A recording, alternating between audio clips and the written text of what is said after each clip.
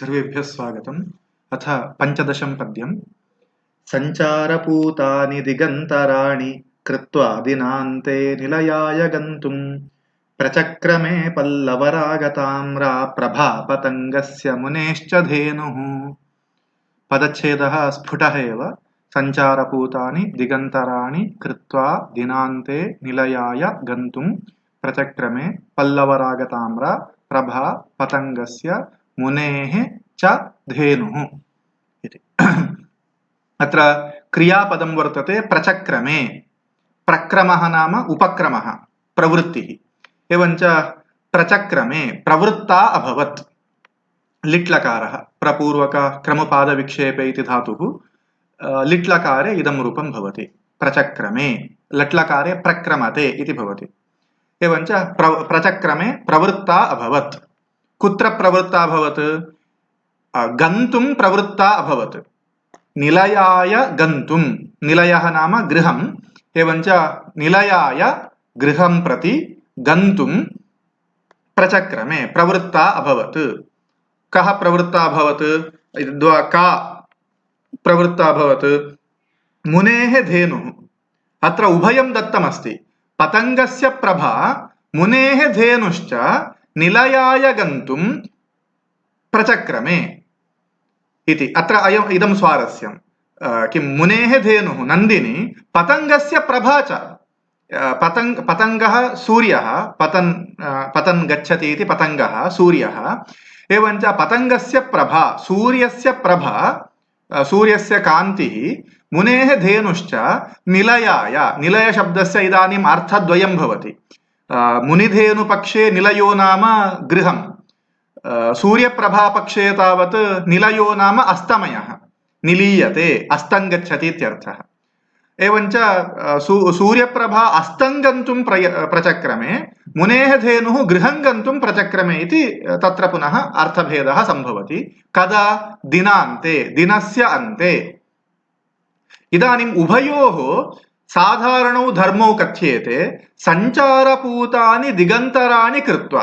अत्र इदानीम् उभयोः एकत्वेन तन्नाम यौगपद्येन ग्रहणं किमर्थं कृतम् इति चेत् उभयोः किं साधारणधर्मः वर्तते, धर्मैक्यं वर्तते।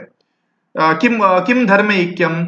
उभाभ्यामपि, इदानीं धेन्वा सूर्यप्रभया च उभाभ्यामपि दिगन्तराणि सञ्चारपूतानि कृतानि। दिगन्तराणि दिशाम् अन्तराणि, दिशाम् अन्तराणि नाम अन्तरम् अवकाशः, एवञ्च स्पेस् इति एतत् स्वीकर्तुं शक्यते। एवञ्च दिशाम् अवकाशाः। तत्र मुनेः धेनुः भूमौ तस्मिन् वने ये दिशाम् अवकाशाः वर्तन्ते तान् सर्वान् स्वीयेन सञ्चारेण पवित्रान् अकरोत्, पवित्रान् कृतवती। सूर्यस्य प्रभा तावत् दिगन्तराणि गगने, तत्रापि प्रभा तावत् सर्वत्र, न केवलं गगनं। सूर्यः गगने भवति, प्रभा तावत् सर्वत्र प्रसरति खलु। सूर्यप्रभा तावत् सर्वान् अपि दिशाम् अवकाशान् स्वीयेन सञ्चारेण पवित्रान् अकरोत्। एवं खलु, सूर्यरश्मयः यत्र पतिताः भवन्ति स सर्वोऽपि शुद्धः इत्येव अस्माभिः परिकल्प्यते, गृह्यते। बहुत्र तथा अस्ति ग्रहणम्। एवञ्च सूर्यरश्मयः यदि क्वचित् तत्र किं पतिताः भवन्ति तर्हि सः देशः, सः प्रदेशः शुद्धः इति ग्रहणम्। एवञ्च सूर्यप्रभा दिगन्तराणि स्वीयेन सञ्चारेण पूतानि करोति। मुनेः धेनुरपि, धेनुः पवित्रा खलु, अतः तया यत्र यत्र सञ्चारः क्रियते ते प्रदेशाः अपि पवित्राः इति ग्रहणम्। एवञ्च उभाभ्यामपि दिगन्तराणि सञ्चारेण पूतानि कृतानि, पवित्राणि कृतानि इति एकः साधारणः धर्मः। अपरः साधारणः धर्मः कः? पल्लवरागताम्र। पल्लवः प्रसिद्धः एव। एवञ्च पल्लवस्य रागः, रागो नाम वर्णः, पल्लवरागः इव ताम्रा, लोहिता, रक्तवर्णः। एवञ्च सायङ्काले सूर्यप्रभायाः रक्तत्वम् अस्त्येव, लोहितत्वम् अस्त्येव। इयं धेनुः अपि लोहिता। एवञ्च वर्णेनापि साधर्म्यं वर्तते उभयोः। एवं खलु तस्मेतोः पल्लवरागताम्र पल्लवस्य वर्णः इव लोहिता धेनुः पतङ्गस्य प्रभा च इति किं धर्मैक्यं धर्मद्वयं वर्तते एताभ्याम् एतौ द्वौ धर्मौ उभयोः पतङ्गप्रभायाः मुनिधेन्वाश्च समानौ इति कृत्वा उभयोः एकत्वेन यद् किम् उभयोः यौगपद्येन वर्णनं करोति कालिदासः इति स्वारस्यम् एवञ्च इदं तावत् पद्यस्वारस्यम् अवगतमिति चिन्तयामि अधुना अन्वयानुसारम् अर्थं सकृत् पश्यामः पल्लवरागताम्र पल्लवस्य वर्णः इव लोहिता पतङ्गस्य प्रभा मुनेः धेनुश्च पतङ्गस्य प्रभा सूर्यस्य कान्तिः मुनेः धेनुश्च वसिष्ठस्य धेनुः गौः नन्दिनी च दिगन्तराणि सञ्चारपूतानि कृत्वा दिगन्तराणि दिशाम् अन्तराणि अन्तराणि अवकाशाः एवञ्च दिगन्तराणि दिशाम् अवकाशान् सञ्चारपूतानि सञ्चारेण पवित्राणि अवकाश इत्यस्यैव अत्र विशेषणत्वेन देयं चेत् सञ्चारेण पवित्रान् इति वक्तव्यं भवतु तत्र विशेष्यं दिगन्तराणि नपुंसके अस्ति इति कृत्वा अत्र मया विवरणपरं वाक्यमपि नपुंसकेन दत्तमस्ति नो चेत् पवित्रान् इत्यपि कर्तुं शक्यते दिशाम् अवकाशान् सञ्चारेण पवित्रान् कृत्वा विधाय दिनान्ते दिनस्य अन्तः सायङ्कालः एवञ्च दिनान्ते सायङ्काले निलयाय गन्तुम् अत्रापि पुनः साधारणः धर्मः वर्तते निलयशब्दस्य श्लेषेण अर्थद्वयम् प्रभापक्षे अस्तमयः इत्यर्थः धेनुपक्षे गृहम् इत्यर्थः एवञ्च निलयाय अस्तमयाय और गृहाय गन्तुं यातुं प्रचक्रमे प्रवृत्ता अभवत् इत्यन्वयः अधुना अलङ्कारस्तावदत्र अत्र यथोक्तं मया धर्मैक्यं वर्णितं खलु इदानीं द्वयोः पदार्थयोः धर्मैक्यं वर्णितं धर्मयोः एकत्वम् अत्र वर्णितमस्ति अत्र द्वौ पदार्थौ इदानीं प्रकृते तावत् नन्दिनी प्रकृता एवं खलु मुनेः धेनुः प्रकृता अत्र प्रकृता नाम प्रस्तुता इदानीं यस्य वर्णनं क्रियमाणमस्ति तत् मुनेः धेनुः अप्रकृतः कश्चिदंशः पतङ्गस्य प्रभा सूर्यप्रभा एवञ्च प्रकृताप्रकृतयोः वर्ण्यावर्ण्ययोः धर्मैक्यम् अत्र वर्णितम् इति कृत्वा दीपकालङ्कारः वक्तुं शक्यः तस्य प्रसिद्धमुदाहरणं मदेन भाति कलभः प्रतापेन महीपतिः महीपतिः वर्णनीयः राजा वर्णनीयः कथं वर्ण्यते मदेन कलभः भाति प्रतापेन अयं राजा भाति मदेन भाति कलभः प्रतापेन महीपतिः इति कथ्यते अत्र किं कृतं प्रकृतः अयं महीपतिः नाम कलभः इत्यस्य उपमानत्वात् अयं महीपतिः युवा इति अस्माभिः ग्राह्यम् अयं युवा राजा अत्यन्तं भाति शोभते स्वीयेन प्रतापेन यथा मदेन कलभः शोभते तथा इति इदानीं किं मदेन कलभो भाति क्षम्यतां महीपतिः प्रतापेन भाति मदेन कलभः इव इति दत्तं चेत् उपमालङ्कारः एवं यद्यपि किं कश्चित् उपमानांशः कश्चित् उपमेयांशः कश्चित् साधारणधर्मः इति भवत्येव कथं तस्य प्रस्तुतिः क्रियते इत्येतदाधारेण अलङ्काराः भिद्यन्ते इदं प्रागपि मया उक्तमासीत् उपमैका शैलूषी इति पद्यमपि मया किञ्चित् व्याख्यातमासीत् तत्र किम् उपमा इति काचित् नटी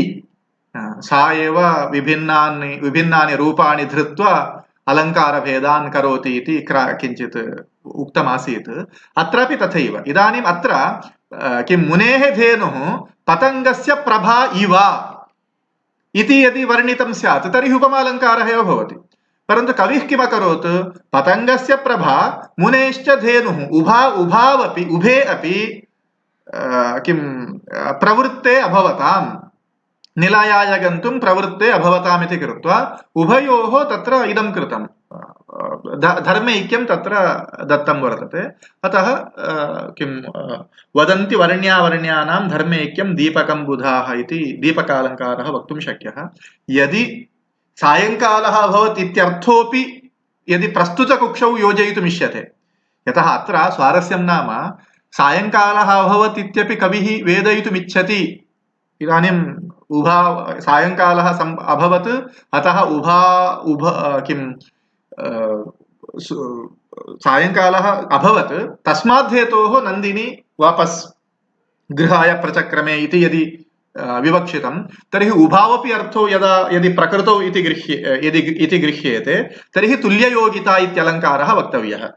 वर्ण्यानाम् इतरेषां वा धर्मैक्यं तुल्ययोगिता इति तुल्ययोगितालङ्कारः अपि वक्तुं शक्यः। अत्र स्वारस्यं तद्वर्तते खलु, यत् उभयोः प्रकृतत्वम् अपि विवक्षितुं शक्यते। नो चेत् नाना कविस्तावत् मुनेः धेनुं प्रकृतां विवक्षति, पतङ्गस्य प्रभा तु अप्रकृता एव इति यदि विवक्ष्यते, तर्हि दीपकालङ्कारः वक्तुं शक्यः इति चिन्तयामि। कक्षायाम् इतोपि द्वित्रांशाः चर्चयितुं शक्याः, एतत् सम्बद्धाः द्रक्ष्यामः। अधुना इदं पश्यामः, विग्रहवाक्यानि द्रक्ष्यामः। सञ्चारेण पूतानि सञ्चारपूतानि, तानि सञ्चारपूतानि। दिशाम् अन्तराणि दिगन्तराणि। शब्दः अत्र अन्यः इत्यर्थे नास्ति। पश्यन्तु, अर्थभेदेन भेदः भवति। अन्यादिक् दिगन्तरं, तत्र अर्थः एव भिन्नः। अत्र अन्तरशब्दस्य अन्तरालम् इत्यर्थः। अतः दिशाम् अन्तराणि दिगन्तराणि, तानि दिगन्तराणि। कृत्वा डुकृञ्करण इति धातोः क्त्वा प्रत्ययः, समानकर्तृकयोः पूर्वकाले इति सूत्रेण। दिनस्य अन्तः दिनान्तः, तस्मिन् दिनान्ते। निलयाय, निलय इति शब्दः अकारान्तः पुल्लिङ्गः, चतुर्थ्येकवचने निलयाय। गन्तुं, गमल गतौ इति धातुः तुमुन् प्रत्ययः, तुमुन्नुलो क्रियायां क्रियार्थायाम् इति सूत्रम्।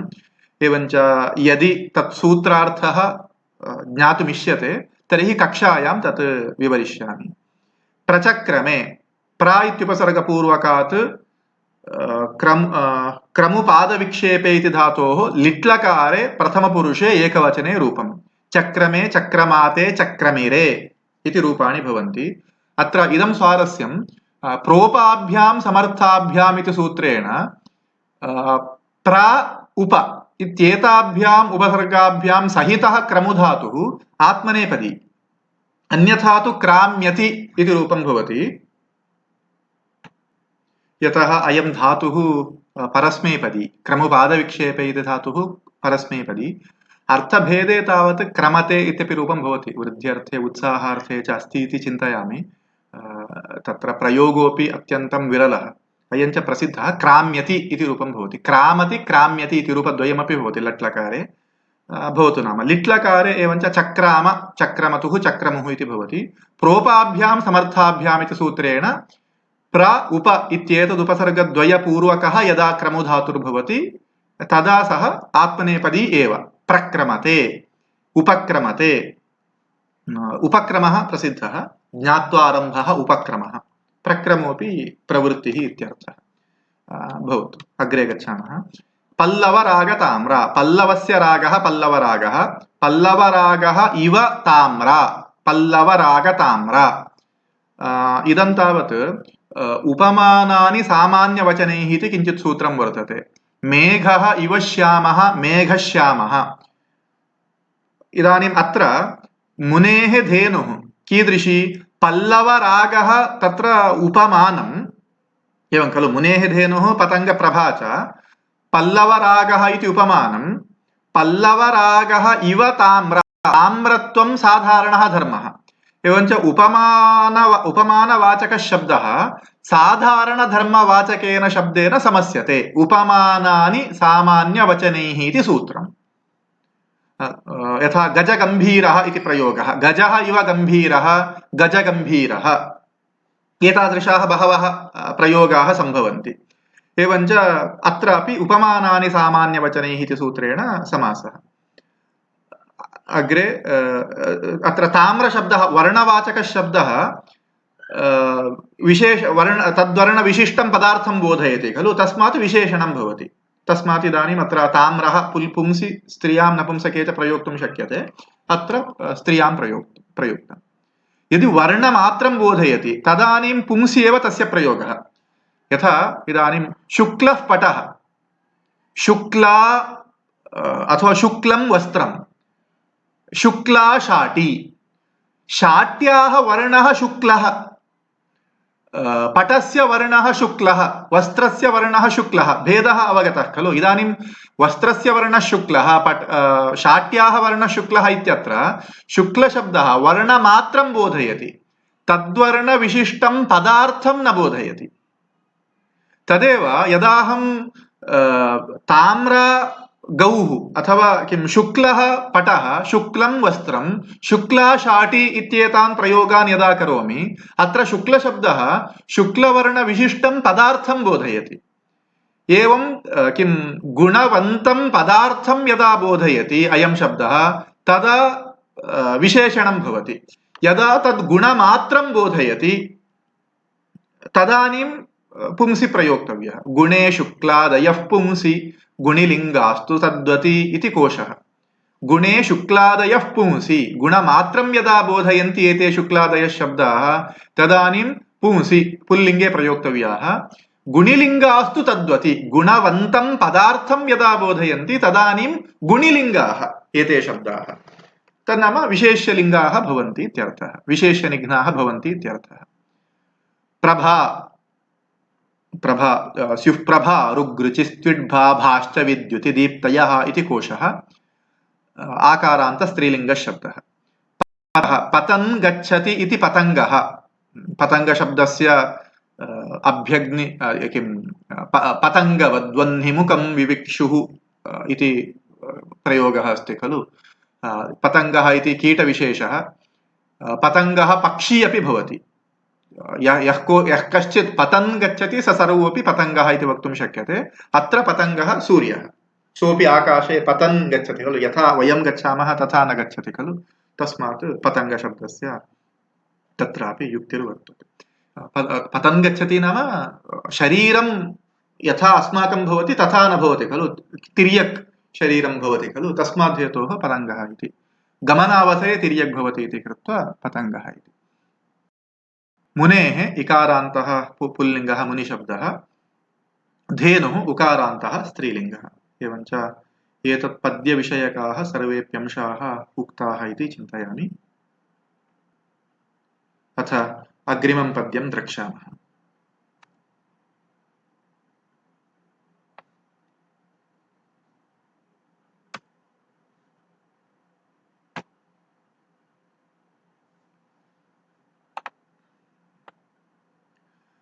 तान् देवतापित्रतिथिक्रियार्थामन्वज्ञयौ मध्यमलोकलः बभौ च सा तेन सतां मतेन श्रद्धेव साक्षाद्विधिनोपपन्ना।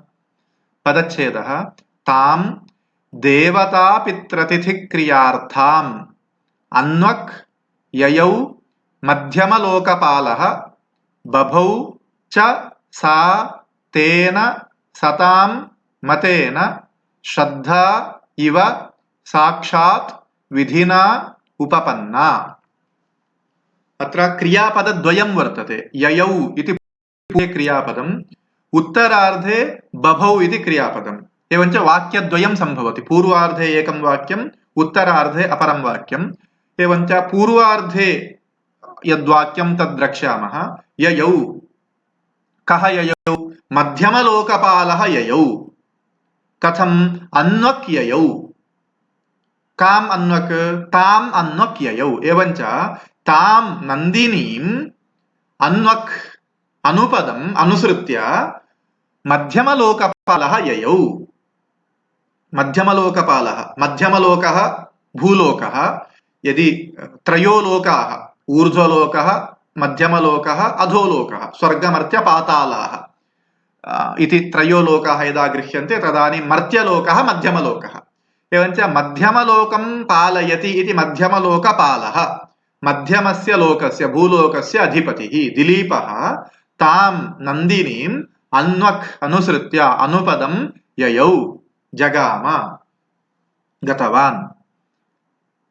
कीदृशीं ताम् अपरमेकं विशेषणमस्ति पश्यन्तु। देवतापित्रतिथिक्रियार्थाम् अन्ये सर्वेपि पूर्वार्धे अन्ये सर्वेपि शब्दाः गृहीताः एव। देवतापित्रतिथिक्रियार्थां ताम् अन्वग्ययौ। एवञ्च वाक्यं मध्यमलोकपालः दिलीपः देवतापित्रतिथिक्रियार्थां ताम् अन्वक् ययौ इति वाक्यं सम्भवति।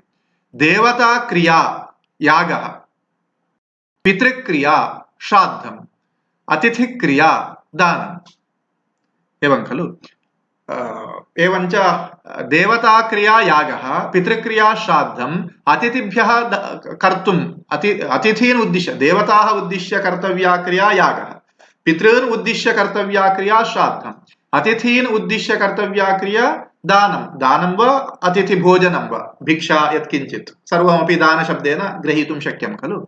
एवञ्च यागः श्राद्धं दानं च तया धेन्वा विना न सम्भवति। एवञ्च गृहस्थधर्मः, वसिष्ठः गृहस्थः, एवञ्च गृहस्थधर्मस्य तत्र पश्यन्तु तन्नाम किम्, एषा गौः वसिष्ठस्य गृहस्थधर्मान् पूरयति। यद्वा वसिष्ठस्य गृहस्थधर्मानुष्ठाने एषा गौः अत्यन्तम् आवश्यकी। अनया धेन्वा विना वसिष्ठः गृहस्थधर्मम् आचरितुम् असमर्थः। तस्मादिदानीम् अस्याः धेन्वाः इतोपि वैशिष्ट्यम् इति इदं विशेषणमपि तस्याः धेन्वाः वैशिष्ट्यं पुनः सुष्ठु निरूपयति। तस्मात् विशेषणस्य सार्थक्यम्।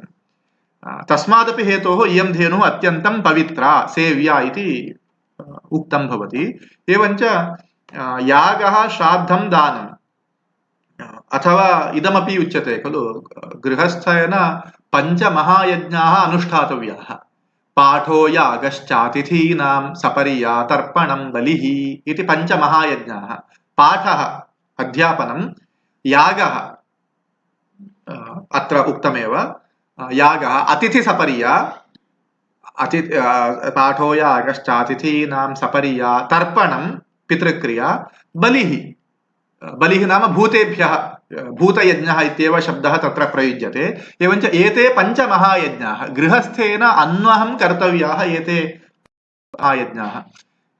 तस्माद्धेतोः अतिथिसत्कारः प्रत्यहं गृहस्थधर्मः अन्येषां सर्वेषामपि आश्रमाणां किं जीवातु उपजीव्यः। यदि गृहस्थः नास्ति तर्हि अन्ये आश्रमाः जीवितुं न प्रभवन्ति, धारयितुं न प्रभवन्ति। ब्रह्मचारी स्वयं पक्तुं नार्हति, न अधिकृतः। सन्यासी पक्तुं न अधिकृतः, न अधिकारी। तर्हि तयोः इदं भोजनप्राप्तिः कुतः? गृहस्थादेव। तस्मात् अतिथिसत्कारः गृहस्थस्य कर्तव्यं। तथैव भूतेभ्यः बलिः, एतदपि किं, ये अस्मान् आश्रित्य ये केऽपि जन्तवः वर्तन्ते प्रकृतौ, तेषामपि एतत् निर्वहणं, तेषामपि जीवननिर्वहणं गृहस्थस्यैव कर्तव्यम्। एवञ्च एते सर्वेप्यंशाः अनेन देवतापित्रतिथिक्रियार्थामित्यनेन सूचिताः भवन्ति। तदपि अस्माभिः द्रष्टुं शक्यम्।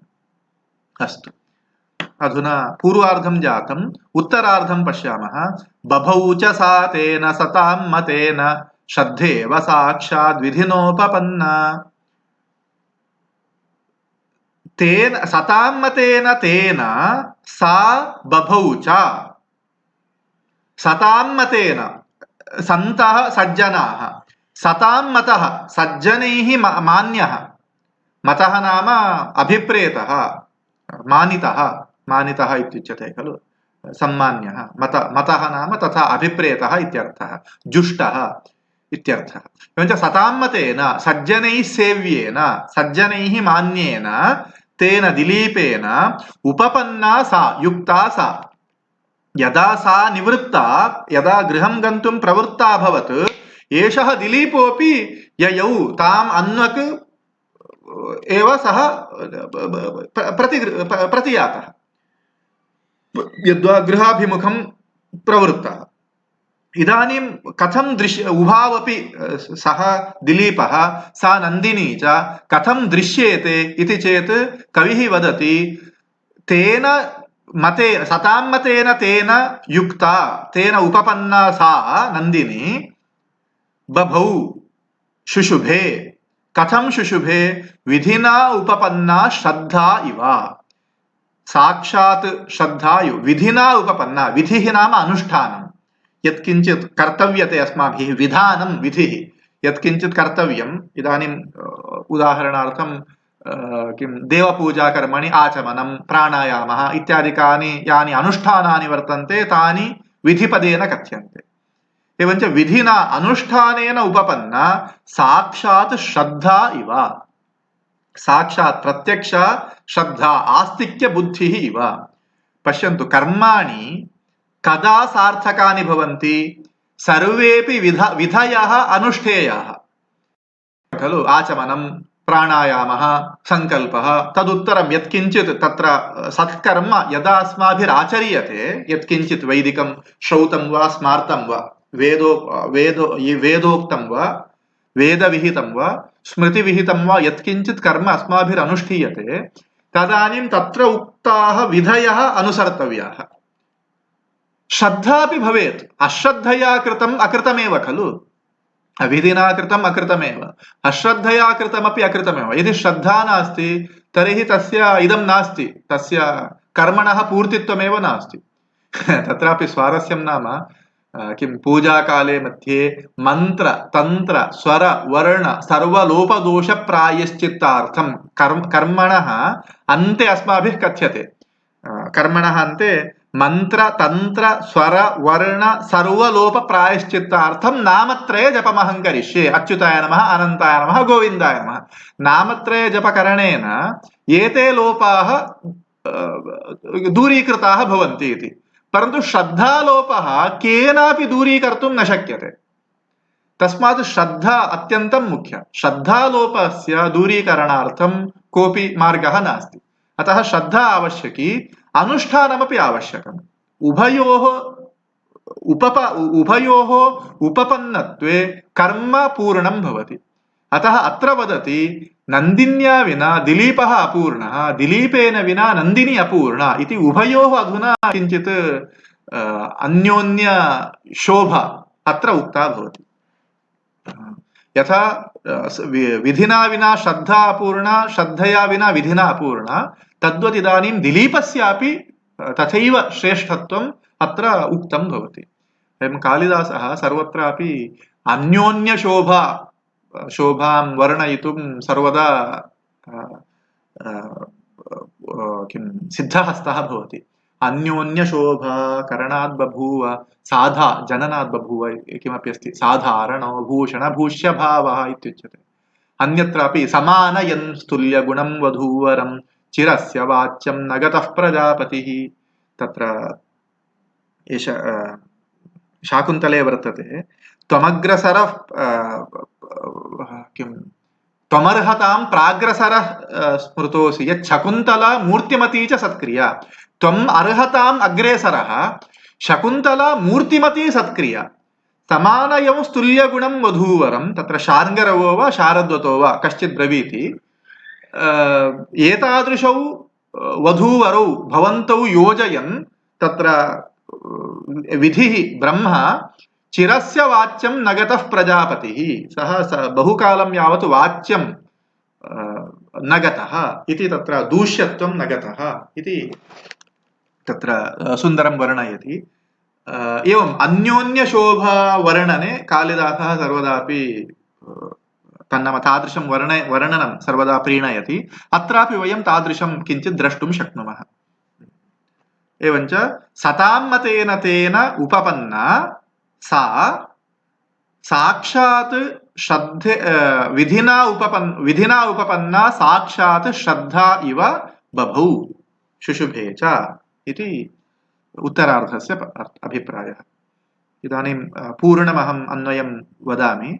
मध्यमलोकपालः देवतापित्रतिथिक्रियार्थां ताम् अन्वज्ञयौ मध्यमलोकपालः भूलोकस्य अधिपतिः दिलीपः देवतापित्रतिथिक्रियार्थां देवताक्रिया यागः पितृक्रिया श्राद्धम् अतिथिक्रिया दानम् एताः क्रियाः अर्थः नाम प्रयोजनम् एताः क्रियाः अर्थः प्रयोजनं यस्याः सा देवतापित्रतिथिक्रियार्था यस्याः प्रयोजनं यागश्राद्धदानानि एवञ्च आत्मार्थे सः नन्दिनीं न एतत् किं नन्दिनी न रक्षिता वसिष्ठेन किञ्च देवतापित्रतिथिक्रियाणां निर्वाहार्थं सा इदानीं पोष्यमाणा वर्तते इत्यपि अंशः अत्र उक्तः भवति निस्वार्थबुद्धिः वसिष्ठस्यापि अत्र उक्ता भवति एवञ्च तथा भूतां यस्याः प्रयोजनानि यागश्राद्धदानानि तथा भूतां तां नन्दिनीम् अन्वज्ञयौ अनुपदं जगाम सतां मतेन तेन सज्जनैः मान्येन तेन दिलीपेन उपपन्ना सा युक्ता सा नन्दिनी विधिना उपपन्ना साक्षात् श्रद्धा इव विधिना अनुष्ठानेन उपपन्ना युक्ता साक्षात् श्रद्धा इव प्रत्यक्षा आस्तिक्य बुद्धिः इव बभौ च शुशुभे च इति सुन्दरं वर्णितम् इदानीम् अलङ्कारस्तु अत्र स्फुटः एव किं श्रद्धा नन्दिनी सः विधिः एवं खलु तेन युक्ता नन्दिनी विधिना युक्ता श्रद्धा इव इति वर्णितमस्ति तस्मात् हेतोः उपमालङ्कारः अत्र द्रष्टुं शक्यः एवञ्च उभयोः साधारणधर्मः इदानीम् अस्माभिः कश्चित् तत्र किं कश्चित् तत्र किं शब्दैः उपस्थापितः कश्चित् साधारणधर्मः अस्माभिः ऊहनीयः ग्राह्यः कः साधारणधर्मः वक्तुं शक्यः विधिना उपपन्ना श्रद्धा तन्नाम किं श्रद्धायाः विधेश्च परस्परं शोभाजननं खलु इत्येकः अंशः पुनश्च उभयोः युक्त्या पूर्णत्वम् एवञ्च अन्योन्यशोभाजननत्वं पूर्णत्वम् इति वा किञ्चित् साधारणधर्मः अस्माभिः स्वीकर्तुं शक्यः एवं खलु विधिना उपपन्ना श्रद्धा राज्ञा उपपन्ना नन्दिनी उभयोः सादृश्यमुक्तं तर्हि साधारणधर्मः अत्र अस्माभिः प्रसङ्गात् कः ग्रहीतुं शक्यः अन्योन्यशोभाजननत्वं किं परस्परकृतपूर्णत्वं तथा किञ्चित् अस्माभिः उभयोः मेलनेन पूर्णत्वम् इति किञ्चित् अस्माभिः साधारणधर्मः ग्रहीतुं शक्यः अधुना विग्रहवाक्यानि द्रक्ष्यामः तां तच्छब्दस्य स्त्रीलिङ्गे द्वितीया एकवचनं देवतापित्रतिथिक्रियार्थां देवताश्च पितरश्च अतिथयश्च देवतापित्रतिथयः द्वन्द्वसमासः चार्थे द्वन्द्वः द्वन्द्वसमासोऽपि बहूनां शब्दानां योगपद्येन कर्तुं शक्यः द्वयोरेव इति नास्ति देवतापित्रतिथीनां क्रियाः देवतापित्रतिथिक्रियाः क्रिया इति एकवचनेनापि स्वीकर्तुं शक्यते देवतापित्रतिथिक्रिया अर्थः यस्याः सा देवतापित्रतिथिक्रियार्था अर्थशब्दस्य प्रयोजनमित्यर्थः अर्थोऽभिधेयरैवस्तु प्रयोजननिवृत्तिषु इति कोशः अर्थशब्दः अभिधेयार्थे अस्ति अस्य शब्दस्य अयम् अर्थः अस्य शब्दस्य अयम् अभिधेयः इत्यर्थः एवञ्च अर्थः अभिधेयः रै नाम इदं सम्पत् अर्थः धनम् इत्यर्थे अर्थशब्दः अस्ति खलु एवञ्च रै सम्पत् वस्तु अर्थः अर्थोभिधेयरैवस्तु प्रयोजनम् अत्र प्रयोजनमित्यर्थः निवृत्त्यर्थेऽपि अर्थशब्दः अस्ति इति उच्यते यथा किं मया एतत् किं मया ज्वरार्थम् औषधं गृहीतम् इत्युच्यते चेत् ज्वरनिवृत्तिः अर्थशब्दस्य निवृत्तिः खलु अर्थः न तु ज्वरस्य प्रवृत्त्यर्थम् औषधं गृह्यते ज्वरनिवृत्त्यर्थं तस्मात् निवृत्त्यर्थेऽपि अर्थशब्दः अस्ति इति अन्वक् ययौ या प्रापणे इति धातुः लिट्लकारे प्रथमपुरुषे एकवचनं ययौ ययतुः ययुः एते आकारान्ताः धातवः अदादिगणे वर्तन्ते अत्यन्तं सदृशाः वर्तन्ते पश्यन्तु या प्रापणे याति यातः यान्ति वा गतिगन्धनयोः वाति वातः वान्ति पा रक्षणे पाति पातः पान्ति पा पाने पिबति पिबतः पिबन्ति परन्तु पा रक्षणे पाति पातः पान्ति रा दाने राति रातः रान्ति एवं रूपाणि भवन्ति आकारान्ताः 14 धातवः तत्र वर्तन्ते अदादिगणे वर्तन्ते तेषां रूपाण्यपि लिट्लकारे समानानि भवन्ति ययौ ययतुः ययुः ववौ ववतुः ववुः पपौ पपतुः पपुः एवं रूपाणि भवन्ति किञ्चित् सादृश्येन अस्माभिः स्मर्तुं शक्यन्ते इति श्ना शौचे इति धातुः स्नाति स्नातः स्नान्ति सस्नौ सस्नतुः सस्नुः इति रूपाणि भवन्ति निद्राति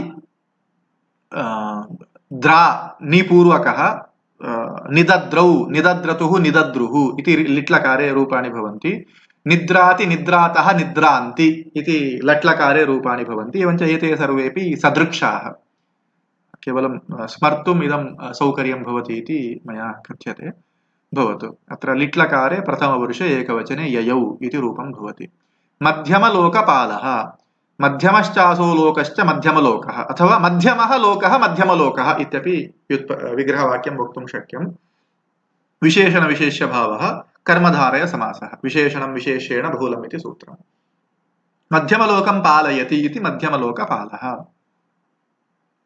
बभौ अयमपि भा दीप्तौ इति तदेव मया पूर्वं यदुक्तं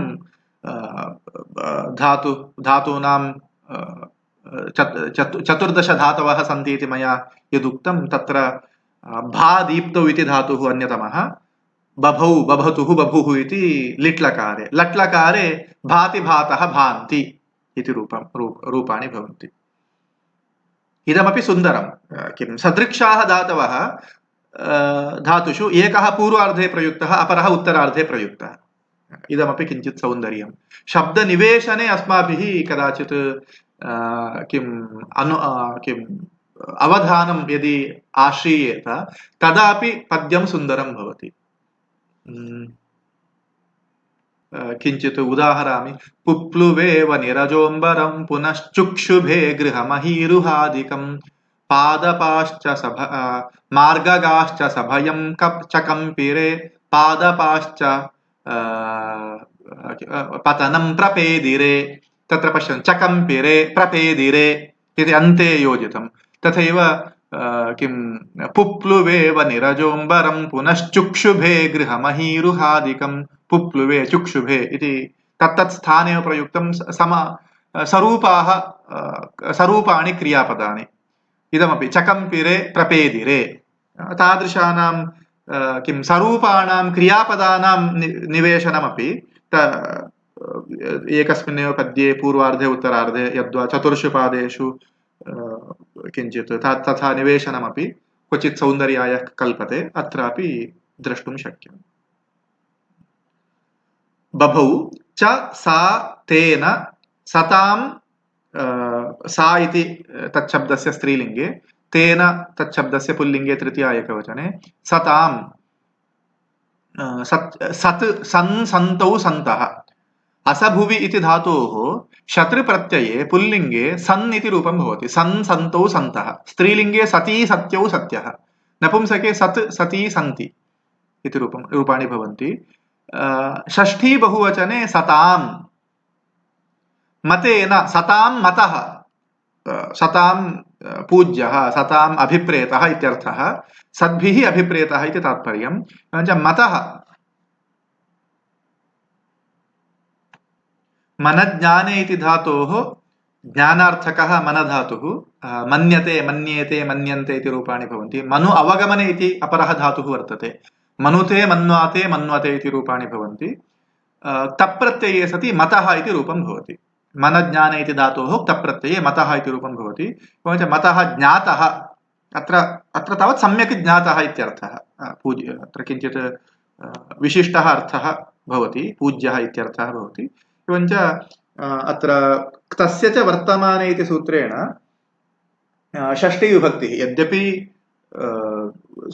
किं सद्भिः मतः इति भवेत्, अत्र किं तप्रत्ययः अपि वर्तमाने, यद्यपि तप्रत्ययः भूतार्थे भवति निष्ठा इति सूत्रेण, तत्तु प्रसिद्धमेव, तक्तवतु इति द्वावपि प्रत्ययौ भूतार्थे भवतः अयं च प्रत्यय अत्र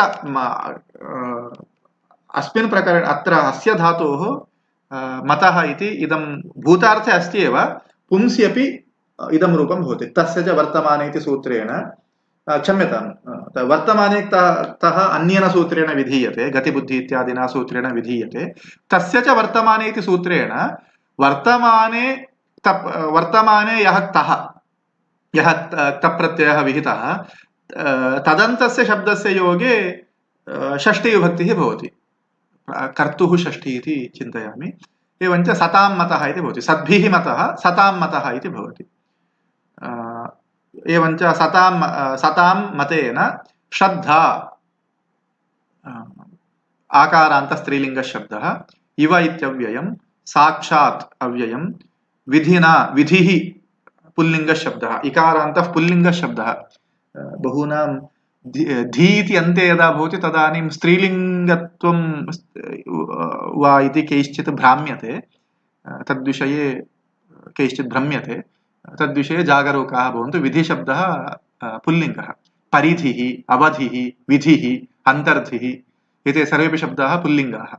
अत्र उपसर्गे घोः किः इति सूत्रेण उपसर्गे अत्र वि इति उपसर्गः घुसंज्ञकः एषः धातुः, डुधान्यधारणपोषणयोः इति धातुः, विदधाति विधानं डुधान्यधारणपोषणयोः इति धातुः, कि इति प्रत्ययः, अयं पुल्लिङ्गः प्रत्ययः, एतत् प्रत्ययान्तशब्दः पुंसि भवति।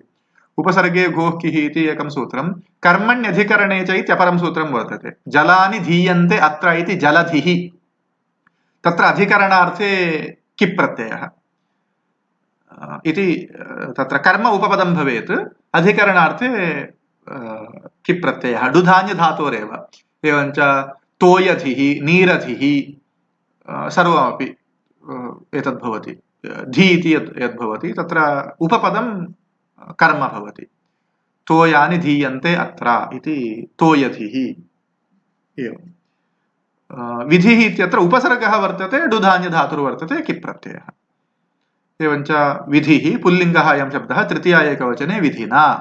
उपपन्ना, उप इत्युपसर्गपूर्वकात् पदगतौ इति धातोः क्तप् प्रत्ययः, उपपद्यते, लट्लकारे उपपद्यते इति रूपं भवति। पदगतौ इति धातुः आत्मनेपदी दिवादिगणे वर्तते। एवञ्च पद्यते इति रूपं भवति तस्य, प्रपद्यते, प्रपत्तिः, अहं प्रपन्नः अस्मि, प्रपद्यते, उपपद्यते, आपद्यते, आपत्तिः, आपन्नः इति एतानि रूपाणि अस्यैव धातोः भवन्ति। एवञ्च दकारान्तानां धातूनां तप्रत्यये यदा धातुः अनिट् भवति तदानीं तप्रत्ययस्य तकारस्य नकारादेशः भवति, धातोः दकारस्यापि नकारादेशः भवति। रदाभ्यां निष्ठातो नः पूर्वस्य च दः इति सूत्रम्। रदाभ्यां निष्ठातस्य नः स्यात्, रदाभ्यां परस्य दकाराभ्यां परस्य निष्ठातकारस्य नकारादेशः भवति, पूर्वस्य च दः, पूर्वस्य दकारस्यापि नकारादेशः भवति। अतः उपपन्नः इति भवति, प्रपन्नः इति रूपं भवति। पद धातुः पद इति क्तप् प्रत्ययः, पद ता पन् न पन्न इति भवति।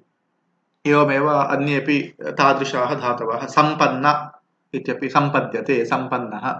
एवं दकारान्ताः अन्येपि धातवः चिन्तयितुं शक्याः भवद्भिः, यथा प्रसन्नः, षदृ विशरणगत्यवसादनेषु धातुः खलु, तत्र षद् सद् इत्यवशिष्यते, सद् न सन्न इति भवति। प्रसन्नः, विषण्णः, तत्र विषण्ण इत्यत्र अनन्तरम् इदं भवति। आसन्नः, एते सर्वेपि षद् धातोरेव भवन्ति खलु रूपाणि। रेफात् परस्यापि निष्ठा तकारस्य नकारादेशः भवति। अनन्तरं णत्वमपि भवति तस्य। शीर् न, शीर्न, शीर्ता, शीर्न, शीर्ण इति भवति। उदीर्णः, शीर्णः, एवं रूपाणि भवन्ति। भवतु। एतत् किञ्चित् अधिकमेव विवृतं, नावश्यकं, तथापि स्मर्तुं यतन्ताम्। उपपन्न इति किम् उप इत्युपसर्गपूर्वक पदगतौ इति धातोः क्तप्रत्ययः स्त्रीलिङ्गे प्रयुक्तमस्ति।